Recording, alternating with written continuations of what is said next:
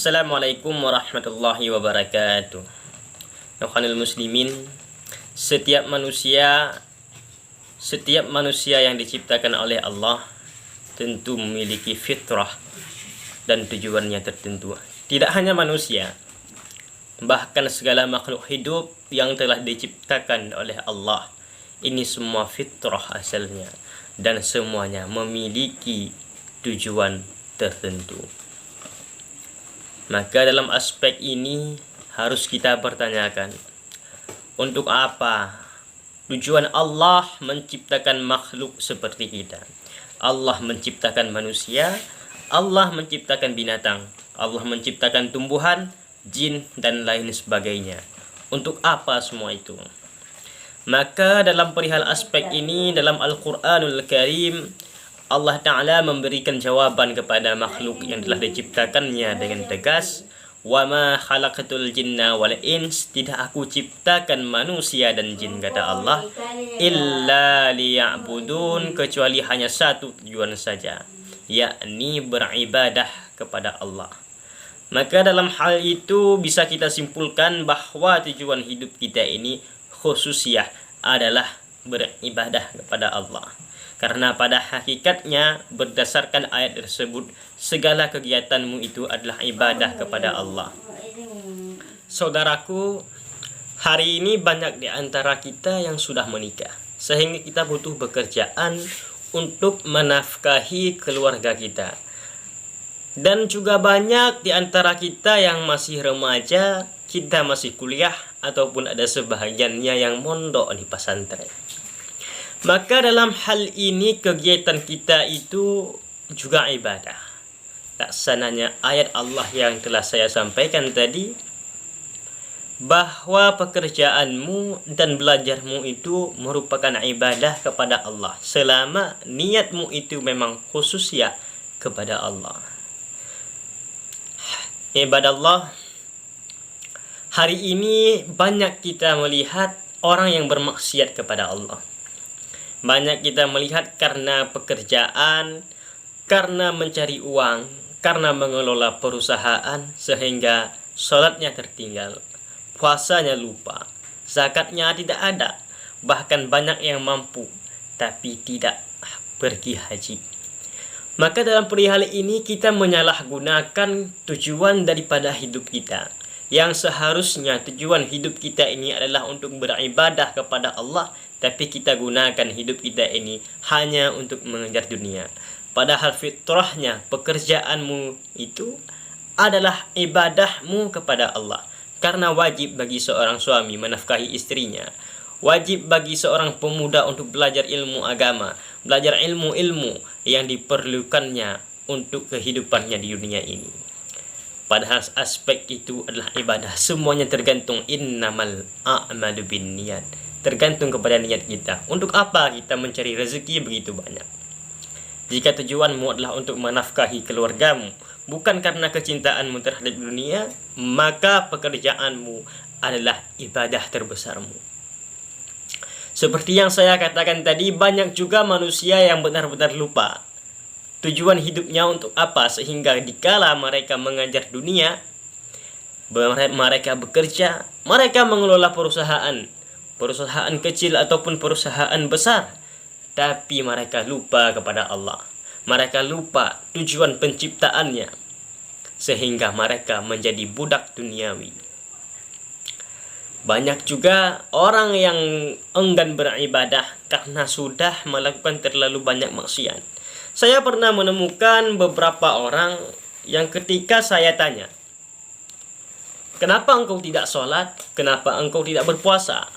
Dia mengatakan, saya sudah melakukan terlalu banyak maksiat. Saya malu, saya tidak bisa, saya tidak paham tentang agama, bagaimana saya beribadah. Kalau saya ingin pergi belajar agama, maka saya akan diolok-olok, maka saya akan dipermalukan oleh orang sekitar. Karena memang dasarnya saya tidak paham agama dan umur saya sudah lanjut usia. Itulah yang sering terjadi. Mereka takut dengan olokan manusia. Mereka malu dengan pandangan manusia. Karena di umurnya yang lanjut, di umurnya yang sudah dewasa, mereka tidak bisa beribadah kepada Allah karena tidak paham, sehingga mereka terus-terusan berada dalam keadaan bermaksiat kepada Allah. Mereka melakukan perbuatan maksiat, berzina, mencuri dan lain sebagainya. Mereka tidak pernah melakukan ibadah. Padahal di hati mereka ingin melakukan ibadah. Mereka ingin bertobat kepada Allah, tapi mereka tidak ada ilmu, tidak ada kuasa bagi mereka untuk melakukan hal tersebut. Saudaraku, jika kau menonton video ini, mungkin saja kau salah satu orang yang saya sebutkan tadi. Jangan pernah ragu untuk beribadah kepada Allah. Sekalipun kau tidak paham, sekalipun kau tidak mengerti tentang metode beribadah kepada Allah. Hari ini mungkin kau tidak punya ilmu, saudaraku, sehingga kau tidak bisa beribadah kepada Allah. Tapi ketahuilah, jika kau bersungguh-sungguh ingin beribadah kepada Allah, jika di hatimu masih ada keimanan walau kana zaratan, walaupun hanya sebiji zarah, maka cobalah gerakkan kakimu, datangilah majelis-majelis ilmu untuk beribadah, untuk mempelajari metode-metode beribadah kepada Allah. Saudaraku, dalam satu hadis Nabi memberikan kabar gembira kepada orang-orang yang larut dalam maksiat. Dalam hadisnya Nabi menyebutkan, wattabi'i sayyi'atal hasanah tamhuha. Iringilah, kata Nabi, sertakanlah kebaikan dalam maksiatmu. Iringilah, sertakanlah ibadah dalam maksiatmu. Itulah yang dikatakan Nabi. Bagaimana kita memahami hadis ini? Dikala hari ini kau bermaksiat, kau berjudi, kau berzina, kau bermabuk-mabukan, jikalau kau tahu hal itu dosa, hal itu dapat merusak hidupmu, bahkan merusak akhiratmu, maka bertaubatlah kepada Allah, istighfar, solat, sekalipun ilmumu terbatas untuk melakukan hal tersebut, tapi cobalah untuk melangkah, karena dengan begitu Allah akan membukakan jalan kepadamu.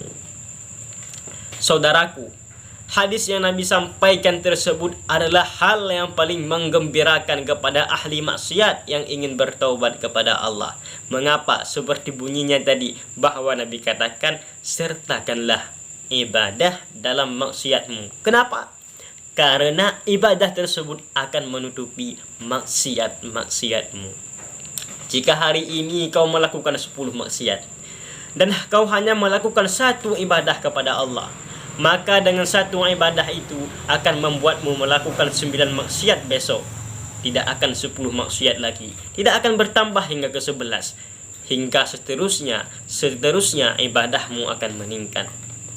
Itulah saudaraku, wah, sekalipun engkau adalah seorang pencuri, engkau adalah seorang penjudi, engkau adalah seorang penzina, tetaplah datangi majelis ilmu. Jangan berpikir bahwa kau orang kotor sehingga kau tidak layak mendatangi majelis-majelis ilmu yang suci, karena hanya Allah lah yang menandai sucinya seorang makhluk atau tidak. Saudaraku, yang berbicara kepada kalian ini bukanlah orang yang baik, namun kita hanya perlu saling mengingatkan kepada sesama muslim. Saudaraku, adapun metode terbaik untuk meningkatkan ibadahmu kepada Allah, jikalau maksiatmu terlalu banyak dan ibadahmu sangat sedikit, lalu kau ingin agar ibadahmu lebih meningkat dan maksiatmu lebih berkurang, maka dalam hal ini Allah memberikan satu solusi kepada orang yang menginginkan hal seperti itu. Dalam Al-Quranul Karim, Allah Ta'ala berfirman, in tansurullah, jika kamu tolong agama Allah, yansurukum, Allah pasti akan menolongmu. Saudaraku, jika kau ingin seperti yang saya sebutkan tadi, kau banyak maksiat tapi kurang dalam beribadah, ataupun kau lalai dengan hal duniawi, maka jika kau punya sesuatu yang bisa kau infakkan untuk agama Allah, infakkanlah. Jika kau seorang yang kaya, infakkan uangmu untuk membangun pesantren, infakkan uangmu untuk membangun masjid, infakkan uangmu untuk fakir miskin dan anak-anak yatim. Maka dengan begitu Allah pasti akan menolongmu. Sesulit apapun permasalahanmu, itulah janji Allah, dan tidak ada janji sebaik-baik janji Allah. Dan Allah juga melanjutkan di dalam ayatnya, wasabbit aqdamakum, dan akan kutetapkan, kata Allah, langkah kakinya. Jika hari ini langkah kakimu berada dalam jalan keburukan, maka akan Allah balikkan keadaan itu kepada jalan kebaikan. Akan Allah berikan hidayah kepada engkau karena membantu agamanya. Saudaraku, jika kau bukan seorang yang kaya, tapi kau bisa saja menjadi seorang pejabat sekalipun tidak kaya. Mungkin saja kau adalah camat ataupun pejabat-pejabat negara lainnya, sekalipun kau tidak kaya raya, maka bantulah agama Allah dengan jabatanmu. Marra'a minkum mungkaran, barang siapa di antara kamu melihat kemungkaran, fayughayyiruhu biyadihi, robah dengan tangan. Dikala tanda tanganmu masih berlaku, dikala kekuasaan ada di dalam genggaman tanganmu, pakailah dia untuk menolong agama Allah. Karena orang yang paling rugi adalah orang yang diberi kekuasaan, orang yang diberi jabatan, tapi tidak dipakai untuk menolong agama Allah. Itulah saudaraku, sebaik-baik cara untuk meningkatkan kebaikan kita adalah dengan menolong agama Allah, mencegah kemungkaran yang ada di sekitar kita. Karena buruk baiknya diri kita ini juga menjadi faktor bagi lingkungan kita. Jika lingkungan kita ini buruk, bisa saja kita akan berubah menjadi buruk. Dan sebaliknya, bila lingkungan baik, maka insya Allah diri kita juga akan menjadi orang yang baik karena berada dalam lingkungan yang baik. Saudaraku, semoga Allah merahmati kalian semua, juga semoga Allah merahmati kami dan keluarga kalian semua beserta keluarga kami. Wabillahi taufiq wal hidayah. Wassalamualaikum warahmatullahi wabarakatuh.